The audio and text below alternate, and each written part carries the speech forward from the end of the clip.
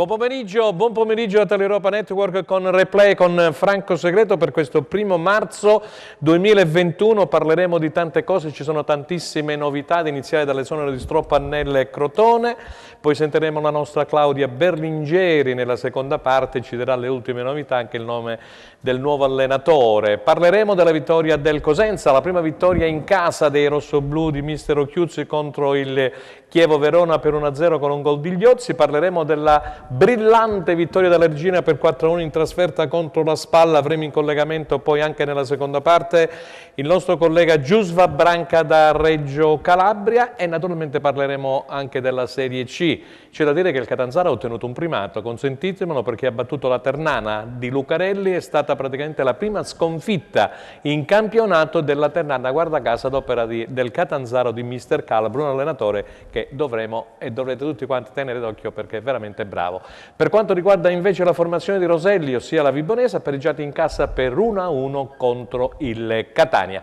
Buon pomeriggio Stella Battaglia. Buonasera Franco, grazie per avermi presentato. Benvenuti a tutti voi ad un'altra puntata di Replay, tutto pronto negli studi televisivi di Teleeuropa Network e finalmente oggi 1° marzo apriamo la nostra trasmissione con il botto, metaforicamente parlando. Il Chievo sbaglia tutto e sabato per i Lupi prima vittoria in casa, tanto attesa, con un gol di Gliozzi, così come ha comunicato Franco. Una partita giocata bene, era importante vincere per smuovere la classifica deficitaria. Complimenti quindi alla squadra del Cosenza e anche al mister. Gli Amaranto gareggiano una sfida con agilità e professionalità. La squadra di Baroni conquista anch'essa 3 punti in classifica a Ferrara, ma per regalarvi dettagliate informazioni sulle nostre calabresi vi presentiamo subito i nostri ospiti in studio. Un benvenuto particolare a mister Gianluca Gagliardi. Buon pomeriggio Gianluca. Buonasera a tutti. E poi abbiamo qui al mio fianco Pier Giorgio Giorno da Lupi Si Nasce. Grazie per l'invito. La parola a te Franco. Sì, allora, visto che abbiamo tantissimi ospiti anche telefonici, io direi Gianluca subito un minutino di quella che è stata la partita, la vittoria del Cosenza, la prima dicevamo vittoria interna contro il Chievo e poi la stessa cosa per Pier Giorgio Giorno. Non so se abbiamo una telefonata però prima. Ancora no, benissimo, allora puoi partire. Sì, l'avversario più difficile era proprio questa mancanza di vittoria in casa che rendeva chiaramente la missione ancora più difficile per i giocatori del Cosenza che soffrivano questa vittoria. Di contro aveva un avversario, premessa d'obbligo, che dopo ben 13 risultati utili consecutivi veniva da 2 sconfitte di misura. È chiaro che si presentava al San Vito con l'intento di riprendere una marcia interrotta. Cosenza l'ha affrontata con l'umiltà, la giusta dose di umiltà che deve avere una squadra che si deve salvare e raggiungere l'obiettivo. Quindi al di là dell'estetica ha messo in campo quei presupposti necessari per portare a casa i 3 punti, cosa che ha ottimizzato subito nei primi 11, mi sembra nell'11° minuto, e ha difeso strenuamente al di là, ripeto e sottolineo, di quella che si definisce estetica del calcio, che lascia il tempo che trova quando i punti sono fondamentali. Questa è la disamina diciamo, in modo generale della partita, poi dal punto di vista poi prettamente dei 95 minuti... Poi ne parliamo dopo. Ne parliamo dopo, sì. Allora Pier Giorgio, ti ho visto esultare finalmente per questa partita, ho visto alcuni post tuoi, insomma, molto simpatici ma anche nello stesso tempo significativi. Abbiamo spapam, dicevano i latini, no? Finalmente c'è il Papa, questa vittoria interna che mancava, signori miei, dal 31 luglio del 2020, quando il Cosenza si impose contro la Juve Stabia per 3-1 e brindò appunto la permanenza tra i cadetti. Sì, hai detto benissimo Franco, erano 7 mesi che noi addetti ai lavori ma anche i tifosi aspettavano questa vittoria in casa e devo dire che finalmente Occhiuzzi ha capito che bisogna giocare meno di fioretto e più di spada o di scimitarra, perché ha messo in campo una squadra più quadrata con una difesa a 4 nel primo tempo, poi quando hai sbloccato il risultato e sei andato in vantaggio addirittura l'ultima mezz'ora con Tiritiello abbiamo difeso anche a 5, quindi abbiamo portato a casa questa vittoria con tanto sacrificio e credo che alla fine sia meritata, perché comunque siamo andati in vantaggio, ci siamo difesi in maniera ordinata e quindi per il Cosenza finalmente dopo 7 mesi abbiamo sfatato questo tabù del Marulla. Allora Stella, scusami, se vuoi ricordare il numero WhatsApp, Sì, così certo. gli amici possono interagire con noi. Nel frattempo abbiamo il Corriere dello Sport. Ricorda il numero. Per poter interagire con noi in diretta vi ricordo il nostro numero WhatsApp 345 921 1221. Buon pomeriggio a Tullio Calzone dalla redazione del Corriere dello Sport di Roma. Ciao Tullio.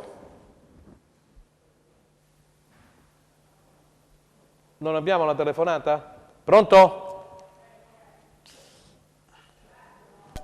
C'è ma non riusciamo a sentirlo, adesso forse sta arrivando il collegamento, vediamo. Sì, dovremmo avere il collegamento, nel frattempo praticamente possiamo dire che si torna... Ecco, forse abbiamo la telefonata. Pronto Tullio? Sei in linea? Salve. Ciao Tullio, grazie, buon pomeriggio, grazie per essere intervenuto. Stavamo parlando di questa prima vittoria interna del Cosenza con mister Gianluca Gagliardi, il collega di Cosenza Post e Lupi Si Nasce, il nostro amico che è qui con noi per Giorgio Giorno. Allora, cosa vogliamo dire Tullio della vittoria del Cosenza, finalmente dopo 7 mesi, e della bella vittoria dell'Impresa della Regina a Ferrara contro la Spal per 4-1? Ma intanto, diciamo, per la legge dei grandi numeri, prima o poi questa vittoria doveva arrivare. Io l'avevo anche scritto che era pronosticabile, insomma, anche se non scontata, perché cioè, il Chievo è una squadra tra le più forti del campionato. Il problema del Cosenza è rimasto quello dell'attacco, purtroppo, che fa pochissimi gol e quindi... pur avendo una difesa, diciamo, tra le migliori della categoria, paragonabile al vertice della classifica, c'è poi un attacco che ha fatto fino adesso questo neo, è diventato un po' il tallone d'Achille della squadra, però è una squadra che si è sempre espressa dal punto di vista delle prestazioni, che ha 26 punti in classifica e che può tranquillamente ambire a salvarsi. È chiaro che il passaggio di Brescia è un passaggio delicato, perché stiamo parlando di una squadra che era stata costruita per tornare subito in A, invece si è accartocciata in una crisi che ha comportato il cambio di 3 allenatori, e di questo dovrà sapere approfittare anche Occhiuzzi, perché se il Brescia, che è costruito con importanti investimenti, con giocatori che hanno fatto la Serie A, è in quelle condizioni, vuol dire che c'ha dei limiti e su quelli devi puntare. Non ultimo il fatto di una squadra non abituata a lottare per la Serie, per salvarsi per la Serie C, per evitare la Serie C, e quindi può essere un fattore a vantaggio del Cosenza. Per quanto riguarda la Regina, il lavoro di Baroni, come ho evidenziato anche nel fondo di commento al campionato sul Corriere dello Sport, Sì. Diciamo è il risultato di un valore di un allenatore che avrebbe meritato di allenare in Serie A. Che invece ha accettato questa sfida non semplice con la Regina, ha rimesso a posto, diciamo, mentalmente la squadra che con Toscano operava a intermittenza, ha trovato questa collocazione a Falorunzo che sta diventando un valore aggiunto per la squadra. Adesso sta trovando anche i gol di Montalto, un giocatore che era finito in Serie C ma che conosce bene la categoria. In più gli ha dato un'ottima organizzazione di gioco, e quindi la Regina può addirittura ambire a qualcosa di più di un'anonima salvezza, perché se noi andiamo a vedere, diciamo, il distacco ormai dall'8º posto è di appena 5 punti, quindi voglio dire c'è la possibilità addirittura di riaprire un discorso un po' diverso. Baroni è contrario ovviamente a parlare di questo, perché ha dato certezza alla sua squadra, motivandola. Abbiamo visto anche qualche scena, come dire, piuttosto irruenta, no? Piuttosto vivace, ma l'ha motivata azionando la leva della salvezza, quindi adesso teme che la squadra giustamente possa perdere di vista qual è il primario obiettivo. Però secondo me è una squadra che, per quello che si è visto dal punto di vista delle prestazioni, può andare oltre la salvezza.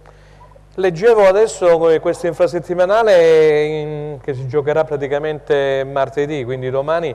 In questo turno infrasettimanale ci sono delle partite importanti che riguardano, diciamo, sia la zona alta che la zona bassa. Per quanto riguarda il Cosenza c'è praticamente Venezia-Reggiana, molto importante. Ho visto giocare la Reggiana e ne ho tratto ultimamente una buona impressione, devo essere onesto. Brescia-Cosenza ne hai parlato già, poi abbiamo Cittadella-Pescara, sulla carta, insomma, un'impresa, come dire, difficilissima sulla carta per il Pescara, e poi c'è anche questo, diciamo, Regina Reggina Empoli, un'altra partita molto bella di cartello.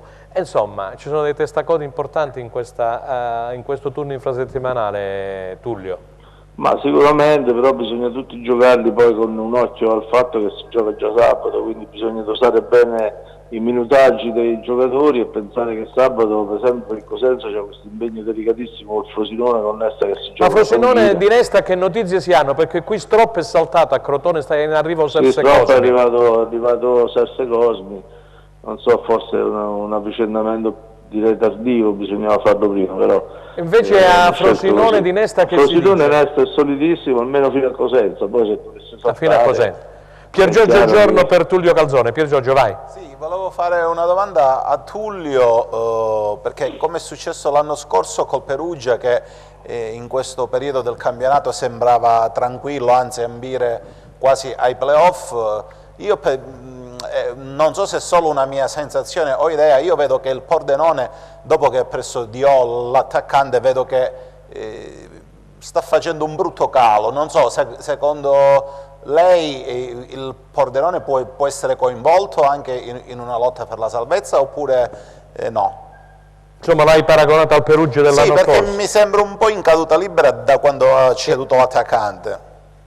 Ma io non lo ritengo improbabile, perché conosco Tessere da tanti anni, è un allenatore molto equilibrato, e poi voglio dire, il Pordenone ha 33 punti, quindi sta a un margine di stacco notevole dal quind'ultimo posto, quindi è vero. Sono 6 punti, insomma sono tanti, però è chiaro che questo è un campionato in cui può succedere di tutto. Adesso si entra nel vivo, queste 3 partite, diciamo che ci sono una che si è già giocata, l'altra si gioca domani sera e poi l'altra che si giocherà sabato, daranno un po' il quadro della situazione, spaccheranno ulteriormente la classifica, che negli ultimi tempi è diventata molto contendibile a tutti i livelli, perché l'Empoli, se noi pensiamo che l'Empoli capolista non vince da 5 giornate e comunque ha mantenuto il primato, anche perché alle spalle c'è stato un andamento piuttosto lento. Se noi andiamo a vedere nell'ultimo di campionato ha vinto praticamente solo il Lecce, e quindi tra le prime 6 ha vinto solo il Lecce, per cui è chiaro che c'è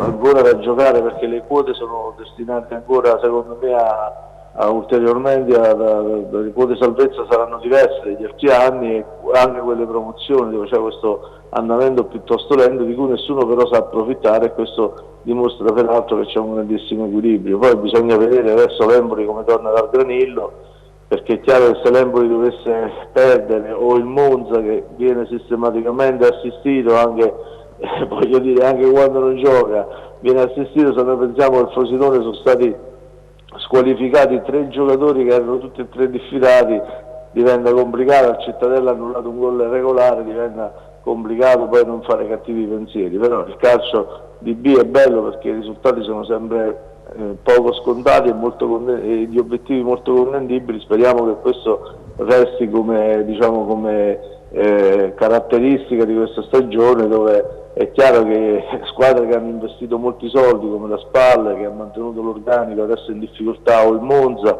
che ha organici e stipendi da Serie A, è chiaro che se non cedono l'obiettivo si creano dei problemi. Poi una cosa è andarci subito in A, un'altra cosa è andarci ai playoff, dove poi diventa veramente un terno all'otto.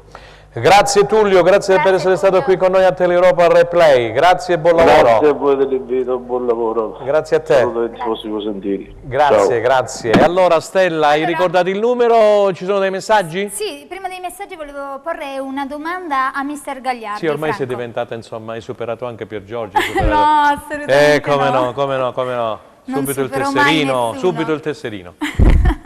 Allora, Mister Gagliardi, parlando del Cosenza, chiaramente, vittoria meritata con un cambio modulo che forse ha aiutato. Tabù, San Vito, Marulla, sfatato. Secondo te si riparte da qui per una seconda fase di campionato diverso già a partire dalla partita di Brescia? Guarda, io non credo che sinceramente vado contro tendenza sia stato il cambio di modulo o comunque o solo il cambio di modulo a determinare la vittoria del Cosenza. Io ritengo che ogni partita ha una storia a sé. Ieri l'1-0 difeso strenuamente, ma se andiamo a vedere i numeri Il Chievo ha tirato tanto, ma male, nel senso che una squadra spuntata, ho visto io sabato. È arrivato lì, negli ultimi 16 metri ha fatto il solletico al nostro portiere. Bravo. Non ha avuto la cattiveria di finire l'azione. Anche perché c'è una dichiarazione praticamente che abbiamo preso da mister Aglietti, ha detto che quest'anno il Chievo sta pagando tantissimi errori sotto porta e la mancanza di attaccanti veri. Sì, perché esatto. Perché esatto. la manovra la sviluppa bene sugli esterni. L'attaccante vero sulla carta dovrebbe essere Giorgevic, che ieri era assente. Non ieri, sabato, ieri era domenica. Sì, Sabato.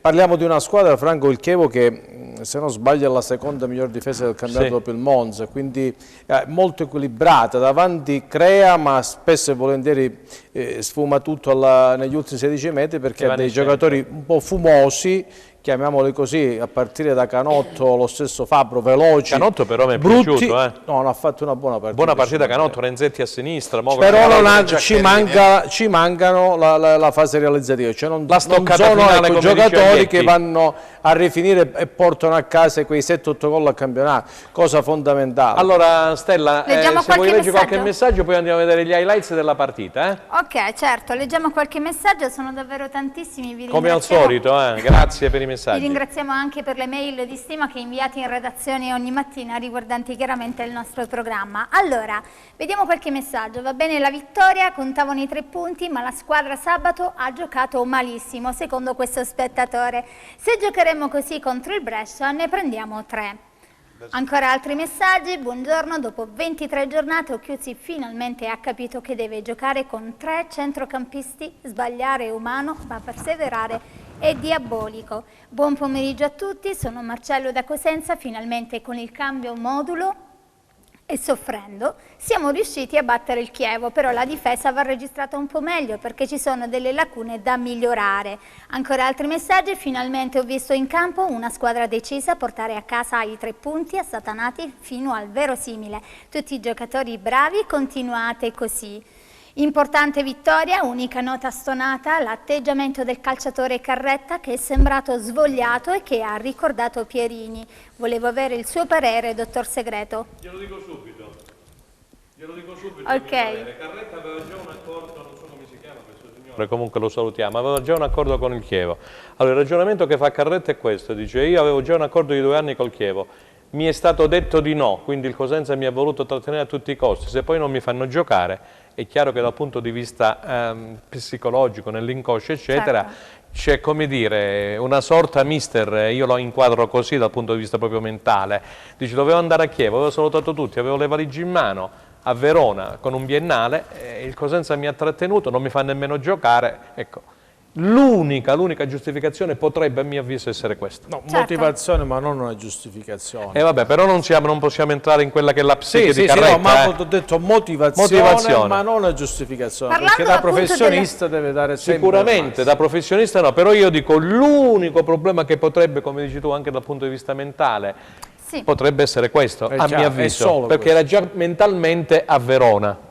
Appunto, ritornando al punto di vista mentale, ricordate che in un'intervista di 3 o 4 settimane fa Occhiuzzi parlava di mentalità. È preparata. Per te, Pier Giorgio, vittoria fu, quindi dopo 7 mesi, così come hai vinto tu in precedenza. Ottima gestione anche durante la sofferenza. L'aspetto mentale di cui parlava Occhiuzzi appunto in questa intervista è migliorato secondo te con la partita di sabato contro il Chievo? Vince aiuta a vincere. Io secondo me sì, perché l'immagine emblematica è stata a fine partita quando tutti i giocatori si sono buttati a terra proprio con un grido di liberazione. Ma anche l'abbraccio tra Occhiuzzi e Trinchera, l'hai visto? Sì. Noi l'abbiamo fotografato alla tribuna stampa. Sì. È significativo, Sì, al di là delle dichiarazioni certo, del tecnico Occhiuzzi che diceva che comunque è un campionato a porte chiuse, che non conta vincere in casa o in trasferta, però questa vittoria in casa iniziava a essere veramente un peso sul groppone. Ma io l'ho visto perché era un po' molto teso,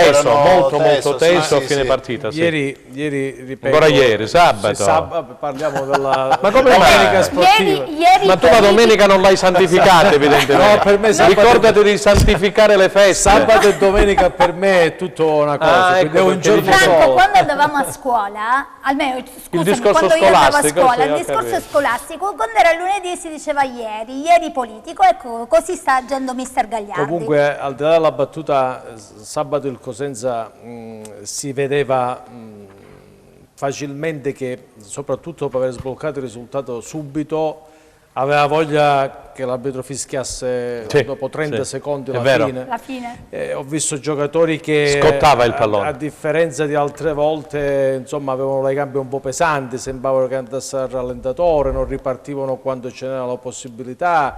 Abbiamo lasciato, guardi, il primo tempo, Franco, se non sbaglio, sono state 0 ammonizioni, falli quasi Però abbiamo nulli. fatto il primo tempo, non è stato malvagio, assolutamente. No, è stato un po' controsenso, nel senso, nel primo tempo il Cosenza ha fatto gol, il Chievo ha avuto 4-5 volte la possibilità di fare il pari. Il secondo tempo il Chievo ha giocato e tu ti sei quasi praticamente sempre, però non ha creato rintanato. quasi nulla, se non nulla, e tu hai rinunciato completamente. Secondo me non è che hai rinunciato per una questione di volontà, Per una questione psicologica. Esatto, psicologicamente. Discorso della difesa 5, ci chiedono con l'ingresso di Tiritiello. Ma quello è questo stato, muro. guarda, io perdonami Franco, devo fare questa sottolineatura, nel senso, vabbè, non lo fai tu che sei tecnico, mica la posso fare io. Il cambio di modulo può aver portato, diciamo, maggiore forza al centrocampo, creare una superiorità che si è vista nel primo tempo, ma dietro, secondo me, il Cosenza soffre con questo modulo, nel senso che ha dei giocatori più predisposti nella difesa a 3 che non in quelle a 4. E su questo sono d'accordo, ed è d'accordo anche il nostro direttore Attilio Sabato, perché quando abbiamo disquisito su questo, ha detto questa è una squadra che Franco, la difesa va meglio a 3. E te lo sottolineo, ieri ci sono Quindi stati, hai la stessa idea del direttore, sabato che salutiamo.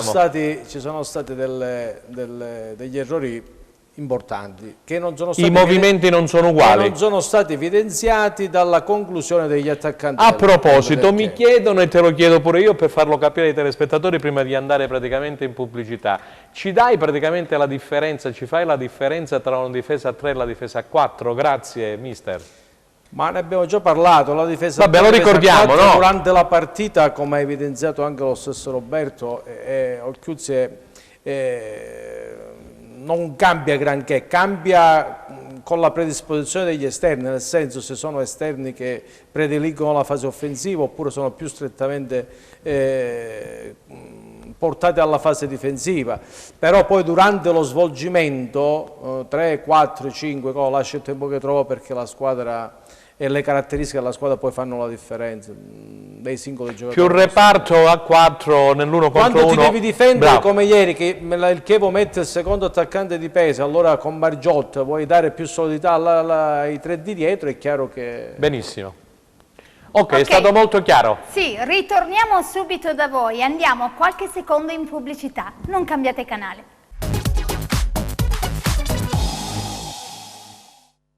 Seconda parte di Replay, 1 marzo 2021, stavamo parlando appunto di Cosenza e di Reggina, e allora ne vogliamo andare a vedere i risultati con la relativa classifica generale, Stella, e poi vediamo gli highlights della gara. Certo, vediamo se ce li manda la regia, Grazie. altrimenti li leggo qui dalla Vai. smartphone. Cosenza Chievo 1-0, Cremonese Frosinone 4-0, Empoli Venezia 1-1, Monza Cittadella 0-0, Pescara Lecce 1-1, Pisa Vicenza 2-2, Pordenone Ascoli 1-1, Reggiana Salernitana 0-0, Spal Regina 1-4, Virtus Entella Brescia 1-1. Andiamo a vedere la classifica generale di Serie B. Troviamo al comando sempre l'Empoli con 46 punti.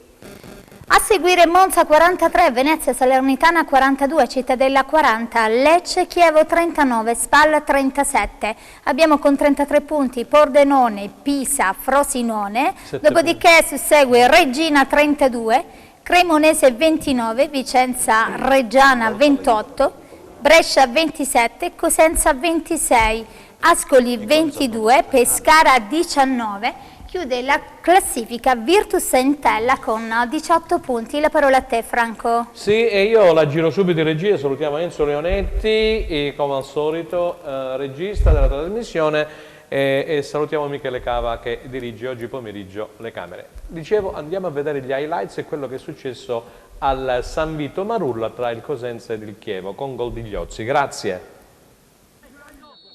7 mesi di digiuno e la rete di Ghiozzi sfata il tabù Marulla. Il Cosenza riparte dai 3 punti conquistati oggi contro il Chievo per la rincorsa alla salvezza. Una vittoria importantissima per la classifica ma anche per il morale e nonostante l'avversario di categoria, la squadra di Ochiuzzi gioca a viso aperto con l'unico obiettivo di conquistare i 3 punti in palio. E così al prontivia i padroni di casa sono subito arrembanti e trovano la rete per sbloccare la gara dopo soli 11 minuti. Sulla punizione tagliata di Corsi il pallone passa in mezzo ad una selva di gambe e la zampata vincente è di Iozzi. La squadra di Aietti ci prova a raddrizzare subito il risultato, ma Falcone è attento e difende bene la sua porta. La ripresa è un assedio degli ospiti che provano in tutti i modi a pareggiare i conti, ma nonostante i cambi il risultato non si schioda e nel finale è Falcone a deviare in corner una conclusione velenosa di Garritano. Finisce così con un successo meritato per i lupi che martedì sono attesi dalla sfida in trasferta con il Brescia. La cosa più importante credo che era la vittoria al Marulla, perché è giusto che sfatavamo questo tabù. Questo campo per noi è troppo fondamentale, quindi partiamo da questo, che abbiamo delle basi solide, ma si parte da questa vittoria. Questa è la vittoria dei ragazzi, una vittoria dei ragazzi, del mio staff, ma secondo me è la vittoria di questa grande famiglia che parte dal presidente, ai tifosi, ai giornalisti, addetti ai lavori, tutto quello che gira intorno a noi, e questo noi dobbiamo stare sempre attorno a sti ragazzi. E credo che l'allenatore deve essere quello che deve attirare a sé le critiche, deve attirare a sé le negatività, ma deve avere poi la testa, la tranquillità di trasmettere altro, trasmettere anche la voglia di rivalsa, la voglia di vincere, perché quello è importante per noi. Quindi per me è stata una settimana sicuramente difficile ma bellissima. Bellissima perché quando alleni una squadra ti senti responsabile di tutto, responsabile verso una società, verso addetti ai lavori, soprattutto verso i nostri tifosi, e mi sento responsabile verso un gruppo che devo tutelare perché devono andare in campo e devono lavorare da veri lupi. Seconda vittoria consecutiva per la Regina che travolge a domicilio la SPAL e si porta a 32 punti in classifica, un poker storico per gli Amaranto che conquistano il primo successo al Paolo Mazza di Ferrara. La squadra di Baroni parte subito forte e sblocca il risultato al 16° con Rivas, cross di Liotti dalla sinistra, la punta sul secondo palo e sola insacca con facilità. Dopo soli 3 minuti il raddoppio è firmato da Montalto, cross di Liotti sul secondo palo, sponda di testa di Foloruscio che serve Montalto che da 2 passi insacca. Nella ripresa Rivas firma subito la sua doppietta e spegne le speranze dei padroni di casa di riacciuffare la sfida. A nulla serve il gol di Esposito e poi è Foloruscio a realizzare il poker per i suoi, una vittoria importante in vista della sfida infrasettimanale con la capolista Empoli. E allora ci chiedevamo come ancora a Ferrara tengono Marino, perché insomma dopo aver visto questa debacle contro la Regina, la SPAL che era partita con i favori del pronostico per un campionato, voglio dire, di alta classifica, insomma sta avendo un po' di battute d'arresto. Buon pomeriggio a Silvio Zizza, il nostro amico direttore sportivo Scouting. Ci sei Silvio? Sì, mi sentite? Sì. Benissimo, buon pomeriggio, grazie per aver accettato l'invito. No, grazie a te, è sempre un piacere partecipare alla tua trasmissione. Allora, partiamo dal Cosenza e poi dalla Regina. Intanto del Cosenza hai visto gli highlights, questa partita importantissima, Ochiuzzi che è passato dalle difese a 3-4, è arrivato il gol di Liozzi che poi il Cosenza ha mantenuto fino al termine, diciamo, della gara. Sì, ho visto la gara, vi ho seguito le vostre argomentazioni. Io voglio dire una cosa, cioè, abbiamo sempre detto, io per quanto mi riguarda ho sempre detto che ho visto sempre un Cosenza in crisi di risultati, no? Fino a prima di sabato, e che esprimeva un gioco secondo me alla pari con le prime, cioè per quanto riguarda il gioco, però non riusciva mai a portare a casa, soprattutto in casa, scusate il gioco di parole, i 3 punti, appunto soprattutto in casa. Però giocava bene, pressava alto, insomma vedevi che è una squadra. Ora, ieri che è successo con un Cosenza che ha giocato meno bene, non si è espresso come le altre volte, però che comunque secondo me nel primo tempo ha avuto le sue brave occasioni da gol e il Chievo non è che ha fatto chissà quali grandi clamorosi, ha avuto anche il Chievo le sue occasioni, ma non proprio in maniera, se non quel tiro a distanza ravvicinata con parato di Falcone vicino al palo. Dopodiché secondo tempo io non ho mai visto, sì, il Chievo teneva palla, però allora quindi vi metto sul piatto. vogliamo un Cosenza che perché sarebbe bello, no? Giocare bene e vincere. E fare punti. E fare punti. Quindi io, per quanto mi riguarda, la butto lì. In questo momento che mi devo salvare, preferisco giocare meno bene e portarmi a casa i 3 punti. Anche perché il pubblico non c'è, quindi voglio dire, non dobbiamo deliziare il pubblico. Però dico a voi, secondo voi, siccome è quasi certe volte spesso impossibile giocare bene e vincere, quindi secondo voi è meglio giocare bene e non portare a casa i 3 punti? La giriamo subito ai nostri ospiti in studio qui da noi. La giriamo subito al mister Gagliardi e poi a Pier Giorgio Giorno. Partiamo con Gianluca, vai. Per filosofia... Insomma, è importante fare legna, diceva giustamente Silvio Zizzo, oppure dare sfogo allo spettacolo e magari... No, prima l'ho detto, tra le righe ho detto che quando è il momento conta il risultato, è chiaro che diventa più fondamentale. Poi per filosofia ognuno è portato... Cioè l'allenatore è che mette davanti l'ego e quindi quello che vuol far vedere la sua mano, allora poi rischia che mette da parte gli interessi della squadra. Io per filosofia voglio vincere, pertanto alla fine anche un 1-0 al 90° su autorete sono contento, però è chiaro che devo seminare per ottenere questo. Faccio un esempio, ieri sabato molti penso avranno sorriso quando hanno visto Corsi partire dalla sua destra per arrivare alla 3/4 e battere quella punizione. Io ritengo che ci sia stato un perché sia stato fatto questo e dato merito a chi l'ha preparato. Anche merito a chi, io non me l'aspettavo Corsi per esempio in quella posizione sotto la tribuna stampa dalla parte sinistra a battere il calcio di punizione. Invece, Franco, o no Pier Giorgio? Sentiamo Pier Giorgio e poi di nuovo parola. Io penso che l'atteggiamento del Cosenza di ieri è dovuto soprattutto al fatto che abbiamo sbloccato subito la partita, perché io nei primi 15 minuti ho visto un Cosenza che ha giocato a calcio con Gerbo che ha creato 2 o 3 occasioni anche con Trotta, poi passato in vantaggio, come giustamente ha detto Zizza e mister Gagliardi, trovandosi in quella posizione di classifica, abbiamo forse rinunciato troppo presto a dare il colpo di grazia, abbiamo pensato più a non prenderle che non, però i primi 15 minuti mi era piaciuto a me. Dopo 7-8 minuti della ripresa, forse un po' troppo arretrato. Abbiamo deciso di dare time, ma il risultato poi l'abbiamo ottenuto. Allora Silvio, rimani in linea che ci sono delle domande, non so se a qualcuno puoi rispondere pure tu, vai con i messaggi. Sì, allora, vediamo un attimo, sono molto contento che il Cosenza sabato ha vinto finalmente al Marul, la Serie B è questa, bastano 2 o 3 vittorie di fila e si viene fuori dalle sabbie mobili, un po' come ha fatto la Regina. Crediamoci tutti e alla fine ci salviamo. Andiamo a leggere altri messaggi, dei messaggi e anche sui social leggo critiche alla prestazione del Cosenza, squadra scarsa, dicono molti.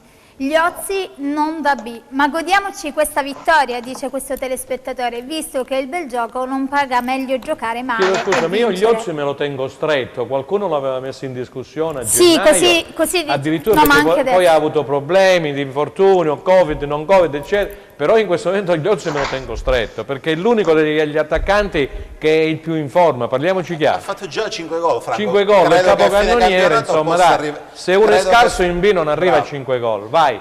Salve, sono Rocco, ma è possibile che se il Cosenza gioca bene e perde, tutti si lamentano, ma poi gioca male e vince e si lamentano lo stesso, non è possibile, sui social è un continuo. Se si giocava con il vecchio modulo si perdeva o al massimo un pareggio, ma sicuramente il gol lo prendevamo. Andiamo a leggere altri messaggi. Allora, buon pomeriggio. Una domanda per Silvio. Occhiuzzi gioca con un 3-4-1-2. Che ne pensa se questo modulo dovesse trasformarsi in un 3-4-3, dove in fase di costruzione primaria si avranno 7 giocatori che restano all'interno della metà campo difensiva? Allora, grazie per la battaglia, rispondo subito a un nostro telespettatore che dice che io interrompo quando parlano gli ospiti. Do sempre spazio un po' a tutti. Allora, ok, abbiamo già risposto. Vai Silvio. Vai Silvio. Grazie, ma confermo che non interrompi mai. Evidentemente questo vede qualche altra trasmissione. Vai Silvio.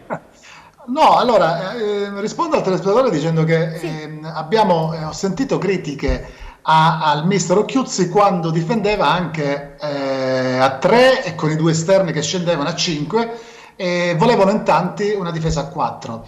Ora che l'ha messa la difesa a 4, quindi per dire, diceva bene prima mister Gagliardi che i moduli sono fatti così, forse per noi addetti ai lavori, ma poi nel campo i moduli cambiano in continuazione con i giocatori che salgono, che scendono, che scalano. Quindi, cioè, perché uno in fase di un possesso un modo, in fase di possesso un'altra. Sì, certamente il Cosenza è costruito per giocare con 3 centrali e quindi avere una superiorità numerica nei confronti di 2 attaccanti avversari, sono 2, ma non è detto che non possa giocare anche con 4 dietro e come ha fatto ieri con 3 centrocampisti, volendo potrebbe giocare anche con 3 attaccanti, perché Tremolada può fare il rifinitore, ma può fare anche destra per convergere e calciare con quel sinistro che ha. Voglio dire, quindi ripeto, io non faccio l'allenatore, però ai moduli, certo. Come dire, per esempio il Chievo ieri era con un 4-4-2, ci sono alcuni allenatori che hanno per filosofia di gioco, per esempio mi viene in mente adesso, forse ti anticipo Franco, mi viene in mente l'avversario prossimo del Cosenza che è il Brescia, dove c'è questo allenatore sorpresa, no? Questo 37enne Cotlè, che praticamente è stato ingaggiato a Cellino e sponsorizzato anche da Mister Laudrup quando era... È il quarto o il quinto allenatore del Brescia quest'anno? Sì, lui è praticamente sponsorizzato da Mister Laudrup, un po' di cronaca, allo Swansea. Oh, si è interrotto. Collegamento Skype? No, forse... Vediamo se riusciamo a recuperarlo. Comunque. No, il possesso palla, ecco, se hai giocatori che possono fare il possesso palla, è bene. Ma altrimenti, infatti io, Chiuzzi lo sa 1000 volte meglio di me, sì. Io direi domani al Cosenza di stare molto attento, perché questi col possesso palla magari partiranno da dietro, e per me quella regola famigerata, perché io l'abolirei subito, o se io fossi allenatore di una squadra non la farei mai fare, vediamo quanti gol si prendono dalla Juve all'Inter, alle più scarse, quanti gol si prendono partendo da dietro, no? E impostando la partita da dietro. Quindi direi al Cosenza di stare lì a pressare alto, perché il Brescia prima o dopo magari potrebbe sbagliare partendo da dietro e fissandosi con il possesso palla, e magari come dire, approfittare di qualche errore di questa filosofia, chiamiamola spagnola, che stanno acquisendo un po' tutti.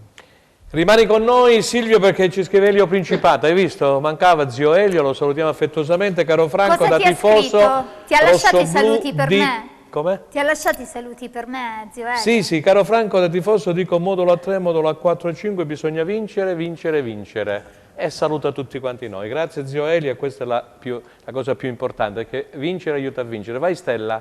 Sì, ok. Allora Pier Giorgio, dopo leggiamo ancora altri messaggi. Ottimizzare al meglio l'impianto di gioco, ha affermato il mister in un'intervista. Secondo te cosa intendeva? Che bisogna ottimizzare quando il Cosenza, lui parla sempre di fase di possesso e di non possesso, e ci sono dei momenti della partita che bisogna saper soffrire, come bisogna saper attaccare. Questo secondo me significa che quando il Cosenza ha le occasioni deve ottimizzarle, tipo abbiamo fatto nella ripresa un contropiede 2 contro 1 con Carretta, quello è un'occasione che devi fare il 2-0 e chiudere la partita, cioè nel senso per non rischiare di soffrire come abbiamo fatto fino all'ultimo. Ok, grazie. Allora, leggiamo qualche messaggio. Buonasera, occorre mantenere piedi per terra, cinismo e fame da lupi per ottenere punti ovunque e con chiunque. Dimenticare il secondo tempo nel quale abbiamo pensato solo a difendere. Una domanda per Pier Giorgio Giorno. Vai. Novità sul rinnovo di Trinchera? È una vera stranezza che il mister sia blindato e sia in scadenza il suo contratto. Guarda, è diventato un ritornello, diciamo ormai, che è un po' stucchevole, no? Sì, guarda Franco, Ha parlato Guarascio, scusami, ha parlato Trinchera nella conferenza stampa, a noi interessano i punti, le partite, poi Dio provvede, Maria prega. Il telespettatore non ha ascoltato le interviste precedenti. Io rimango sempre della mia opinione, come ha detto Franco, è diventato un refrain. Per me dobbiamo pensare quest'anno a salvarci, però per me il direttore sportivo l'anno prossimo andrà via da Cosenza. Secondo Pier Giorgio andrà via. Secondo qualche altro ha espresso un suo parere. Dovrebbe restare. Va benissimo. Allora, vediamo invece Silvio Zizia, che ha lavorato nel Cosenza Calcio, ha conosciuto Trinchera. Qual è la sua opinione su Stefano Trinchera? Silvio. Intanto mi onoro di questo privilegio, ma non per piaggeria, ma perché è veramente una grande piazza, e quindi anche aver nel mio piccolo, speravo di più, ma comunque mi accontento anche di 8 mesi, magari mai dire mai. No, io l'ho già detto, quindi non devo comprarmi nessuno. Per me il presidente Guarascio deve fare di tutto per trattenere Trinchera, che ha dimostrato fino ad oggi con i fatti di andare, sì è vero che magari manca qualche giocatore di proprietà, però è anche vero che i giocatori che ha preso il direttore hanno sempre risposto, vediamo gli Ozzi, ma su tutti Falcone, ma anche tanti altri, e anche i giocatori che io ripeto sempre, Franco, ti ricordi quando ho sempre detto Sì. non abbiamo la controprova se con qualche soldino in più si riusciva a trattenere Dermacu dietro, Palmiero a centrocampo, Tutino davanti, no? E a questi tre mettere tutti i giocatori che sono arrivati, forse il Cosenza a quest'ora era al posto del Venezia o Senti Silvio, a proposito degli Ozzi, mi dici qualcosina su questo giocatore nativo di Siderno, tra le altre cose, che è capocannoniere, come diceva Pier Giorgio, con 5 reti? È partito un po' in sordina, no? Però si doveva ambientare. E secondo me, che poi non ho capito, Gliozzi o Gliozzi? Vabbè, Gliozzi, diciamo Gliozzi. GLI. GLI, Gliozzi. No, è un giocatore che può fare anche un po' sui generis, è una seconda punta sui generis. È uno che comunque in campo si dà da fare non poco, fa sportellate, un gladiatore, bravissimo, un combattente. Picchia, calcisticamente parlando picchia anche, non ha paura degli avversari, in tackle, vede la porta, magari all'inizio non subito, ripeto, si è dovuto ambientare, ma secondo me è un grosso acquisto. E quindi ripeto, ma Tremolada, che stranamente a Pordenone non giocava, e tanti altri, cioè non scordiamo, come si chiama, Rivière, non scordiamoci, no? Era un illustre sconosciuto. Quindi torniamo al discorso Trinchera, ripeto, io non ho da comprarmi Trinchera, però onestamente dico, se ce l'ha il direttore sportivo, perché devi cambiare? Certo, magari io non so adesso le situazioni tra presidente e direttore, no? Le dinamiche. Però la continuità è importante in una società di calcio, secondo me. Senti, dimmi due cose prima di lasciarci della Regina, per cortesia, perché poi avremo un collegamento con Crotone e poi con Reggio Calabria stesso con Giusva Branca.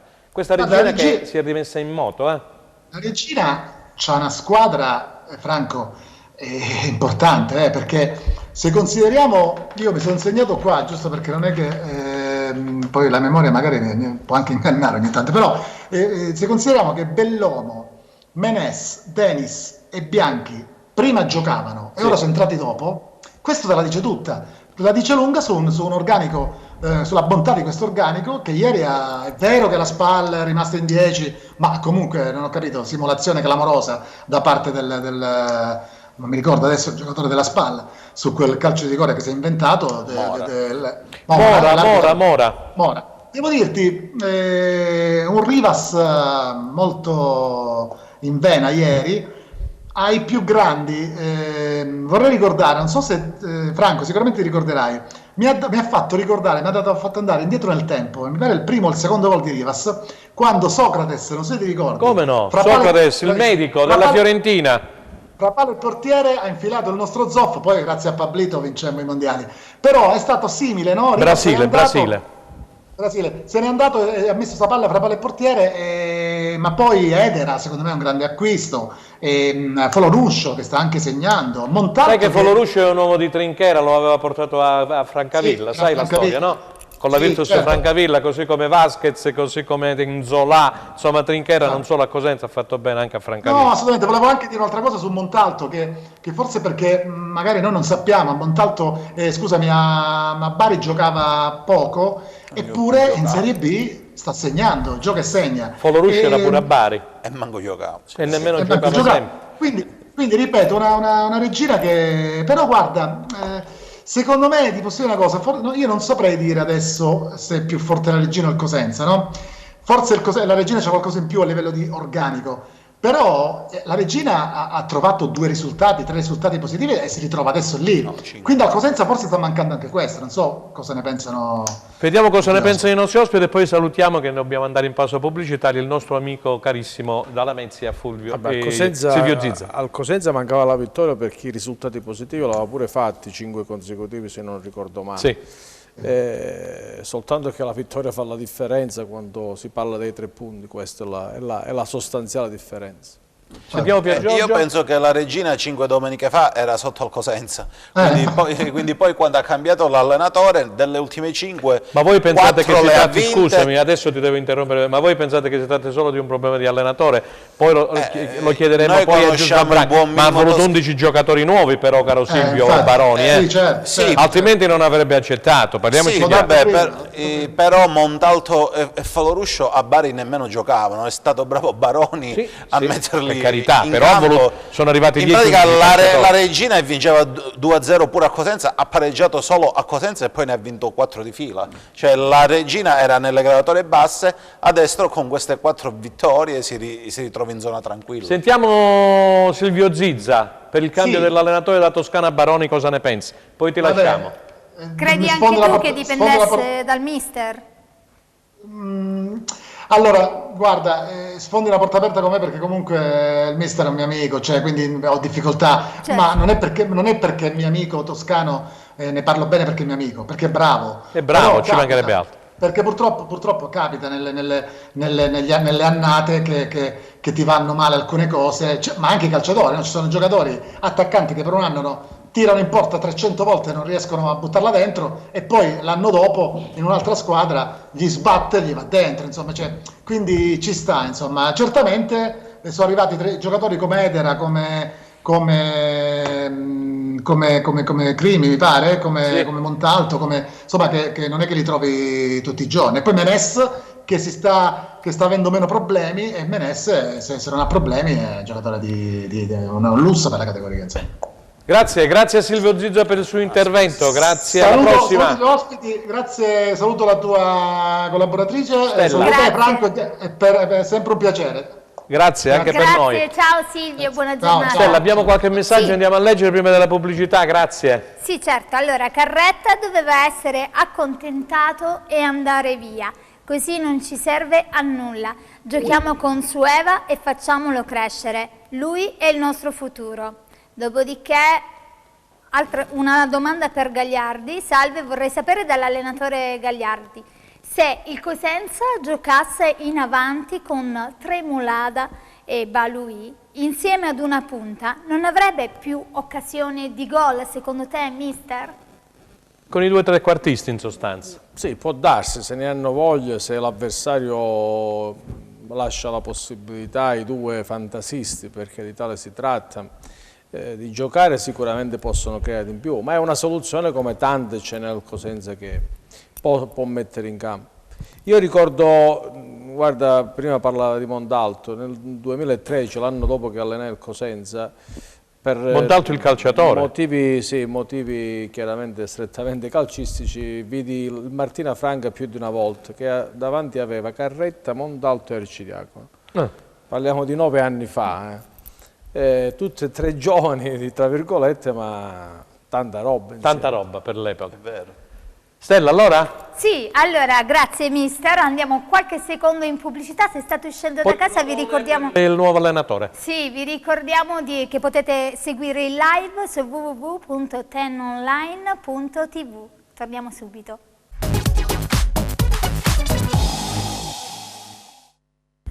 Allora, grazie Renzo Leonetti, terza ed ultima parte di replay per questo 1° marzo 2021, se abbiamo qualche messaggio, perché poi dobbiamo metterci in contatto con Crotone, con la nostra Claudia Berlingeri. Allora, possiamo... Sì, abbiamo qualche messaggio, però ti voglio porre una domanda che un telespettatore mi ha inviato. E poi gliela rispondiamo dopo, dai. Ok, salve, una domanda per Franco Segreto, ma è vero che in Lega stanno discutendo di una possibile Serie B per l'anno prossimo, con 2 gironi nord e sud, quindi di conseguenza il blocco oggi delle retrocessioni della Serie B e ripescaggi per la Lega Pro per fare 2 gironi da 16 squadre? Assolutamente no per quest'anno, la risposta è no. Claudia Berlingeri, buon pomeriggio da Crotone.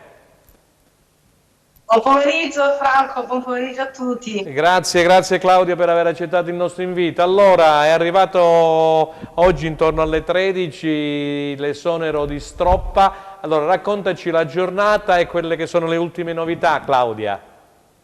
Sì, già era nell'aria ieri, subito dopo la partita col Cagliari, che era inevitabilmente una gara da dentro fuori, purtroppo persa ancora una volta dal Crotone di Stroppa. E già ieri sera, insomma, il presidente Gianni Brenna aveva contattato Cristian Bucchi per la panchina, però insomma non si è trovato l'accordo, non tanto per la soluzione economica quanto per la durata del contratto. Invece stamattina è andato a buon fine il contatto con Serse Cosmi, che sta per arrivare, è atteso a Crotone verso le 18, dovrebbe firmare un contratto fino a giugno con opzione per il prossimo in caso di salvezza, per cui insomma domani mattina farà il primo allenamento con la squadra, perché poi si volerà verso il ritiro di Bergamo, perché mercoledì c'è già l'infrasettimanale con l'Atalanta e poi domenica si torna in casa col Torino, per cui insomma Cosmi non avrà modo insomma di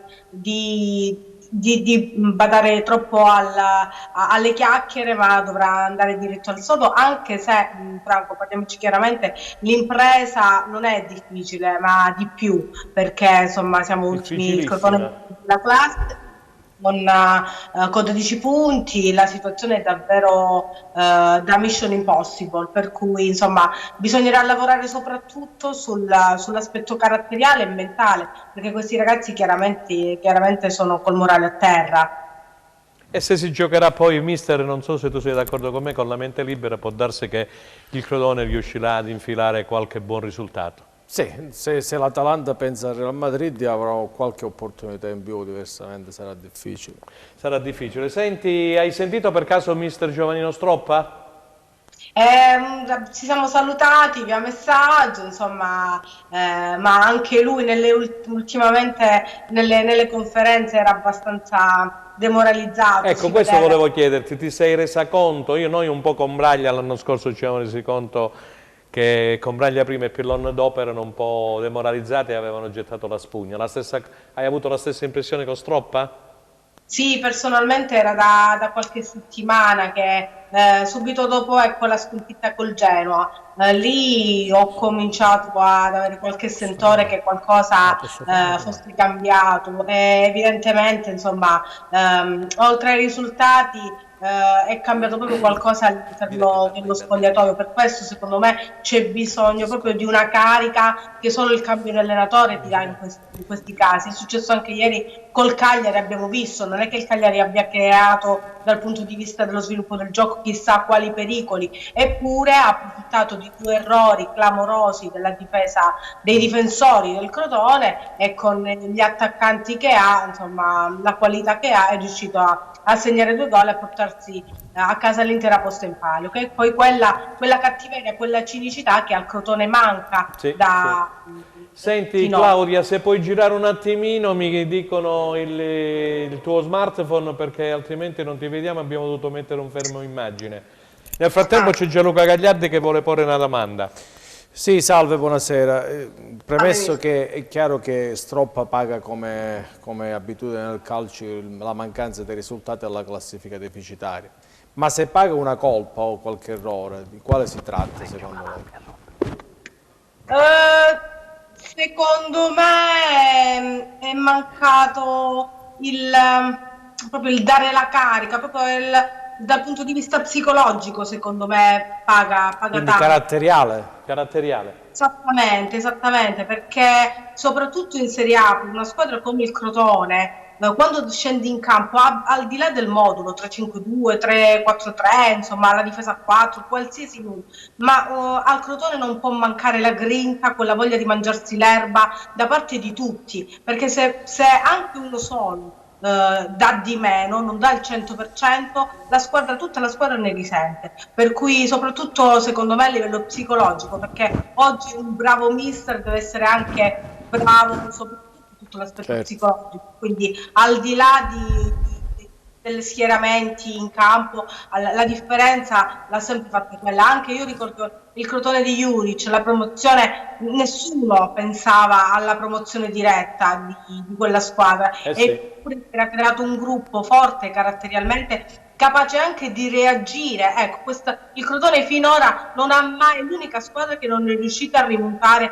un solo risultato, per cui è quello che manca, il carattere, la grinta e la cattiveria. Quello secondo me manca. Cattiveria agonistica. Grazie a Claudia Berlingeri, ti abbiamo visto benissimo oggi, ha funzionato anche il discorso Skype. Grazie Claudia. Alla prossima, in bocca al lupo, e un in bocca al lupo a Sesse Cosmi, che dovrebbe essere il nuovo allenatore del Crotone. Grazie ancora.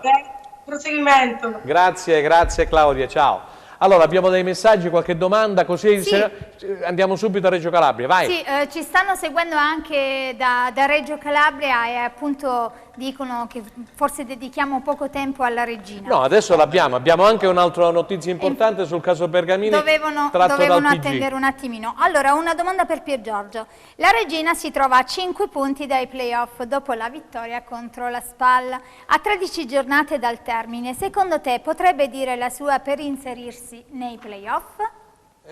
Io dico di no, ma non perché per gli amici di Reggio, perché comunque la regina è una neopromossa, quindi deve pensare, come dice lo stesso tecnico Baroni, dobbiamo pensare fino a 5 domeniche fa dove era la regina, quindi adesso sì, ha il vento in poppa, però la Serie B è un campionato che è difficilissimo, quindi abbiamo visto che partite facili e scontate non ce ne sono, e quindi inviterei gli amici di Reggio prima a guardare giù, poi se a 4-5 giornate dalla fine la salvezza dovesse essere già acquisita, sognare non costa nulla, però per il momento dico che è un campionato ancora tutto dentro e da decidere. Certo. Nel frattempo Franco, avevi una notizia tu? Stiamo cercando di metterci in contatto con Giusva Branca, riproveremo per sentire le ultime appunto a Reggio Calabria. Non so se vuole aggiungere qualcosa, Gianluca Gagliardi. Se riguarda la regina...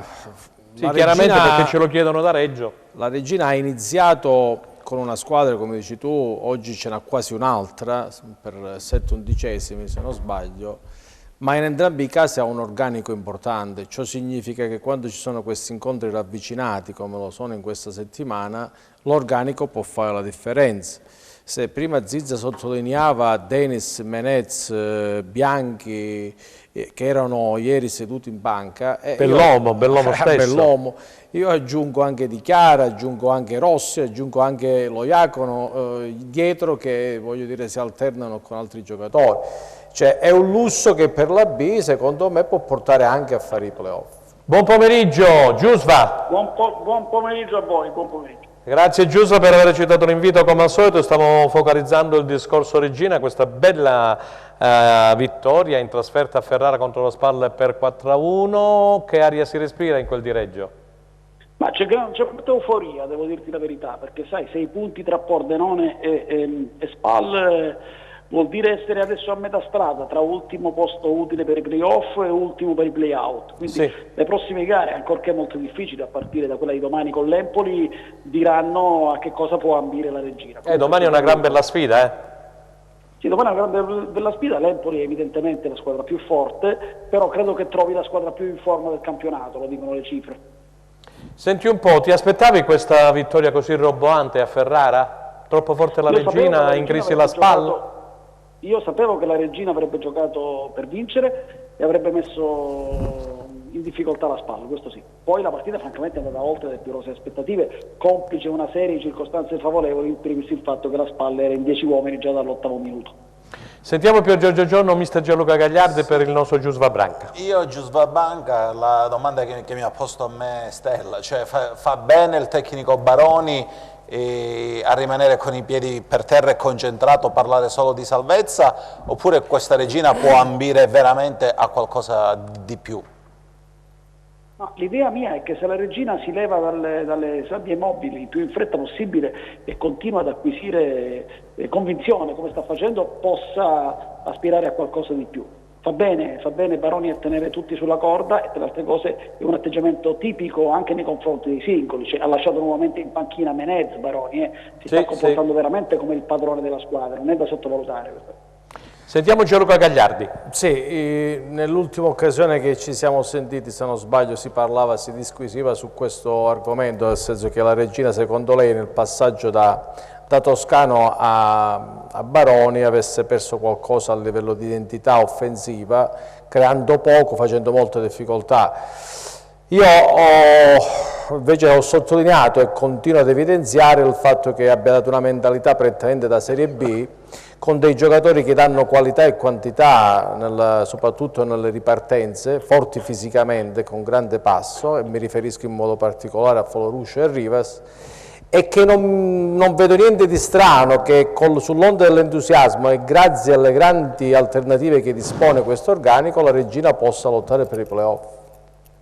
Io sono d'accordo, dobbiamo però per amor di verità dire una cosa, che Baroni, che sicuramente sta facendo un gran lavoro, ha beneficiato di 9 arrivi a gennaio. Tra questi 9 arrivi ci sono il portiere, il mediano, il centravanti, quindi l'asse centrale, e i 2 esterni, praticamente gran parte della squadra. Ecco. Questo è il dato. Lui ha fatto un ottimo lavoro, però è stata cambiata l'asse portante della squadra, questo bisogna dirlo. Un uomo importante, giusto per la Regina, è Foloruscio, se ne parlava prima. Più che importante, credo che questo ragazzo, che è di proprietà del Napoli, peraltro lo vedremo sul palcoscenici superiori già l'anno prossimo. E allora, se non ci sono altre domande per il nostro Giusva, lo possiamo salutare. Grazie Giusva per essere stato con noi. Grazie. Buon lavoro, grazie. Vai Stella. Grazie. Allora, il Crotone con Stroppa aveva qualche possibilità di salvezza, adesso con il cambio di panchina è praticamente retrocesso, forza Cosenza. Lasciamo stare. Vabbè, io leggo tutti i messaggi.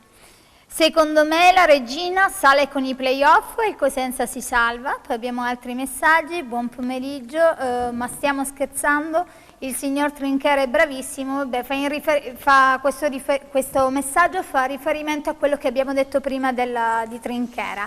È bravissimo, con 4 soldi ha allestito una buona squadra, gioca bene anche perché è bravo il nostro Roberto Occhiuzzi. Ciao a tutti, leggo parecchie critiche sugli Ozzi, ma i fatti parlano chiaro. 5 gol fatti, aiuta la squadra e lotta sempre.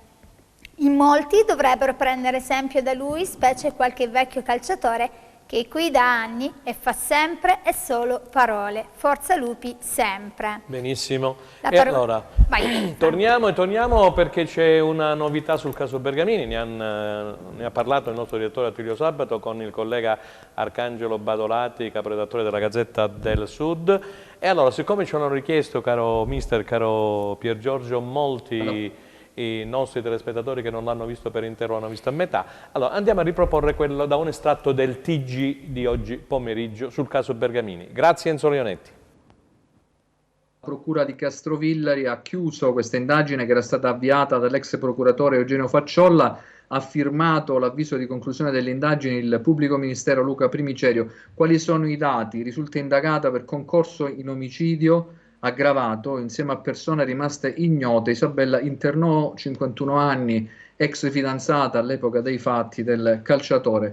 Le perizie disposte in questi anni, le verifiche medico-scientifiche, vi ricorderete che è stato riesumato il cadavere di Denis Bergamini, hanno dimostrato che il calciatore venne prima narcotizzato e poi asfissiato in modo soft. Modo soft si intende probabilmente con l'utilizzo di un sacchetto di plastica e dopo essere stato narcotizzato quindi perse la capacità di difesa, fu ucciso in questo modo o comunque ridotto in fin di vita e poi posto sull'asfalto perché venisse travolto dai mezzi in transito sulla strada 106 Ionica. Tutto questo avvenne appunto in territorio di Roseto Capospulico. In effetti un camion che era condotto da un signore di Rosarno, Raffaele Pisano, che venne poi processato per omicidio colposo, travolse il cadavere provocando l'eviscerazione, insomma una serie di conseguenze. Qual è il punto nodale dell'inchiesta? È che alla signora Internò, che è difesa dall'avvocato Angelo Pugliese, vengono contestate pure le aggravanti, l'aggravante di aver agito con crudeltà, perché secondo questa ricostruzione dell'accusa, per carità, tutta da dimostrare in un processo, appunto Denis sarebbe stato prima narcotizzato e poi asfissiato e poi posto sulla strada. La procura ritiene, in base alle verifiche medico-legali, che fosse ancora vivo quando fu posto sull'asfalto e quindi poi travolto dal camion. L'aggravante della premeditazione, perché Bergamini fu invitato ad un appuntamento, era al cinema a Rende, fu contattato dall'Internò. Questa, ripeto, è la ricostruzione d'accusa che deve avere poi tutta una verifica processuale, naturalmente, invitato ad un appuntamento, e da Rende si spostarono Bergamini e l'ex fidanzata verso Roseto Capospulico, e infine viene contestato sempre all'Internò la circostanza di aver agito per motivi futili, nel senso che non accettava il fatto di essersi separata dal calciatore, cioè il calciatore aveva chiuso il rapporto sentimentale. Questa indagine, avviata da Eugenio Facciolla nella veste di procuratore della Repubblica di Castroviglia, è stata adesso chiusa da questo pubblico ministero, Luca Primicerio, e quindi a questo punto l'indagata ha 20 giorni di tempo per presentare delle memorie e chiedere di essere interrogata, tentare di giustificarsi, dopodiché la procura presumibilmente ne chiederà il rinvio a giudizio. Naturalmente la Internò deve essere considerata innocente sino a prova contraria, sino alla definizione con sentenza passata in giudicato di questa vicenda, una volta che sarà avviato il processo, ma i fatti contestati sono letteralmente quelli che vi ho descritto nell'atto che è stato notificato, che ha valore ovviamente di avviso di garanzia, è l'atto formale con cui la pubblica accusa chiude un'inchiesta. In questo momento si chiude, almeno giudiziariamente, questa pagina davvero oscura della cronaca calabrese, e soprattutto si fa luce, almeno secondo l'accusa, sulla morte di questo calciatore amatissimo, che era un centrocampista del Cosenza Calcio, e per il quale la tifoseria si è in tutto questo lunghissimo arco di tempo sempre mobilitato, e che la tifoseria del Cosenza Calcio ha sempre celebrato anche attraverso l'esposizione di striscioni, manifestazioni pubbliche, ha sempre ricordato durante tutti questi periodi con le fortune alterne del Cosenza Calcio, e poi una battaglia che è stata condotta da Donata Bergamini, che vedete nelle immagini, che è la sorella di Denis, e dal padre di Denis. Non hanno mai creduto che Denis, come era stato detto inizialmente, si fosse suicidato lanciandosi sotto il camion. A te la linea, direttore. Ok, allora grazie, era un estratto del TG, del TG10 di oggi pomeriggio. Abbiamo dato anche quest'altra notizia grazie al nostro direttore Attilio Sabato e grazie anche al collega Arcangelo Badolati di Gazzetta del Sud. Allora, abbiamo i risultati della Serie C, abbiamo detto che il Catanzaro ha inflitto questa prima sconfitta alla Ternana di Lucarelli, mentre ha pareggiato la Vibonese di Roselli per 1-1 contro il Catania. Andiamo a vedere insieme i risultati con la classifica di C e poi il prossimo turno della B. Grazie. Vai Stella. Ok, la 27esima giornata del girone C ha dato questi risultati: Bari Foggia 1-0, Bisceglie Juve Stabia 0-1, Catanzaro Ternana 2-1, Cavese Potenza rinviata, Teramo Paganese 2-0, Turris Casertana 2-1, Vibonese Catania 1-1, Virtus Francavilla Monopoli 1-2, Viterbese Palermo 1-0. Andiamo a vedere la classifica. Al comando troviamo la Ternana con 62 punti, a seguire Avellino 50, Bari 49, Catanzaro 44, Catania 40, Teramo 38, Juve Stabia 37, Foggia 36, Casertana Palermo 33, Viterbese 32, Turris 31, Monopoli Virtus Francavilla 30 punti, a seguire Vibonese 24, Paganese 23, Potenza 21, Bisceglie 20, chiude la classifica la Cavese con 16 punti. Mister Avellino, hai visto lì dietro la Ternana Avellino di Braglia al secondo posto, ha superato anche il Bari e poi il Catanzaro al quarto posto. Leggevo questa solita simpatica intervista di Braglia dove un giornalista gli ha chiesto che Lucarelli parlava di un Catanzaro stanco, quindi avrebbe concesso facilmente la partita all'Avellino. Adesso c'è Catanzaro Avellino. E lui ha risposto come sa fare. Da tutte e due, sono due toscanacci, Lucarelli da una parte, esatto. Livornese, Braglia dall'altra. Sì, non mi meraviglia come ci sta, come il Cosenza ha vinto finalmente la prima partita in casa, la Ternana finalmente ha perso la prima partita in campionato. Per la legge dei grandi numeri. Per la legge dei grandi numeri ci sta. Pier Giorgio, cosa vogliamo dire del Catanzaro? Questo Calabro, se ne parla bene di Calabro? Calabro è un allenatore che secondo me tra 2 o 3 anni lo vedremo anche in B. Per la verità c'è già stato in B, sì, con Carpi, con alterne fortune, però è un giocatore che, è un allenatore che ha un credo molto, molto preciso, Facciamo anche l'in bocca al lupo all'ex tecnico del Cosenza Giorgio Roselli, che ha preso 2 pareggi. Sì, che ha preso in mano la Vibonese, e quel Plescia che ne abbiamo parlato sempre io e te, che continua a segnare. Ecco, io fossi nel futuro direttore sportivo del Cosenza, seguirei questo Ma penso che tra Gigi Condò e Trinchera qualche parolina seguirei questo ragazzo, no? Perché è veramente molto interessante, segna spesso, è giovane, vede la porta, è un giocatore bravo. Ce ne sono giocatori interessanti in Serie C, mister? Se giri li trovi, anche perché c'è tanta fame, pertanto si possono fare anche dei buoni affari. Stella, andiamo a vedere il prossimo turno della Serie B? Della Serie B così abbiamo già parlato, comunque andiamo e affondiamo il bisturi per le partite di Cosenza e di Regina. Benissimo, allora troveremo... Si giocherà domani, Domani, 2 marzo, troveremo in campo Frosinone e Monza alle 17. Dopodiché alle ore 19 troveremo in campo Ascoli Pisa, Brescia Cosenza, Chievo Pordenone, Cittadella Pescara, Lecce Virtus Entella, Regina Empoli, Salernitana Spal, e alle ore 21 invece giocheranno Vicenza contro Cremonese. Quindi si giocheranno tutte martedì, queste partite martedì 2 di marzo.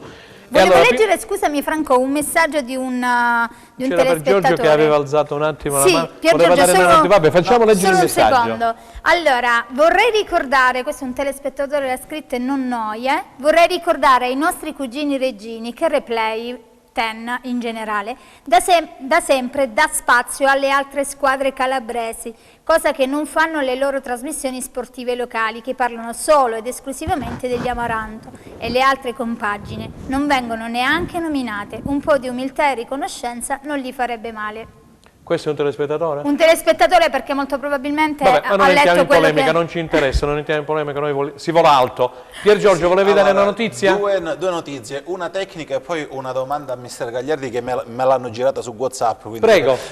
Una, diamo la notizia che purtroppo Gerbo non recupererà per la partita di domani sera. Ci dai questa notizia di Gerbo? Sì, perché ancora i convocati... Sì, ancora non sono usciti, però probabilmente Occhiuzzi, dai rumors che ho sentito di in giro, gli concederà un turno di riposo per averlo poi quindi nel pieno. Non dovrebbe, bravo, usiamo il condizionale, non dovrebbe esserci Gerbo a Brescia, per tornare però col Frosinone, perché ha subito un piccolo strappo, quindi magari una piccola botta, quindi preferiscono non una contusione dunque. E poi mi arriva un messaggio di un avvocato per il tecnico Gagliardi, come vede Tremolada sottopunta all'abbaggio, cioè nel senso giocare magari con un attaccante e Tremolada a fianco.